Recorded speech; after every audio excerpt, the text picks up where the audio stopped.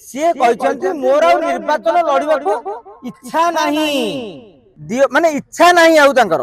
मु जानवर से कहू कहू गोटा कहीदे गणमाध्यम फेणई फेणई प्रचार कर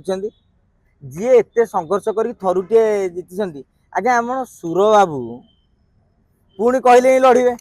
नरसिंह मिश्र कही मु आउ लड़बीनी तापर लड़िले कहले लोक चाहिए आम नेता मानकर खाइबा दांत आ देखा दांत भिन्न भिन्न आपण देखिए 2029 विभूति जेना पुणी गोपालपुर निर्वाचन लड़े अनेक समय सी कहवाक जाऊे मोर क्षमता पाइबार सेमती किसी लोभ नहीं सरपंच थे जिला परिषद थे विधायक दिथर लड़ी आउ गोटे थर विधायक होती मंत्री होती माने आउ लोभ नहीं जो अफसोस नहीं सब पूर्ण होती किंतु क्षमतार महू किए आज्ञा छाड़ी पार जे विभूति जेना यही बयस छाड़देवे हाँ तर रोगाक्रांत होता आउ लड़िया बयस ना कि जाइबा ना से निजे कहले माड खाई खाई गया हो जाती 42टा स्टिच पड़ी हाड़ एवं भांगी रड पशि जी संघर्ष करके आसी आपण भावुं से एत शीघ्र संघर्ष को छाड़देवे विभूति जेना 2029 पुणी लड़े मीडिया टिके अधिका उत्साहित हो गोटे जो कहीं मोह भांगिला को प्रचार कर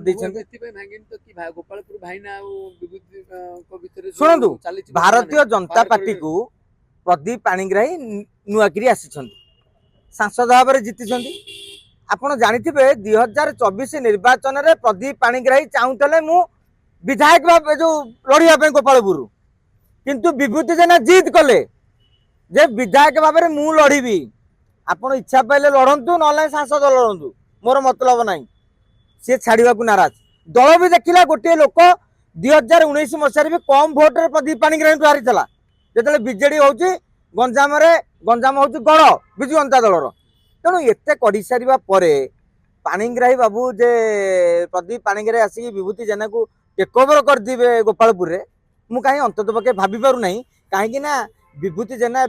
माने पुरदिया विधायक कहीं पुरदिया कहूँ मंत्री पद टे पाई साधा विधायक अच्छे ना पुरदिया विधायक जे मंत्री पद पाई तेणु से हिसाब से विभूति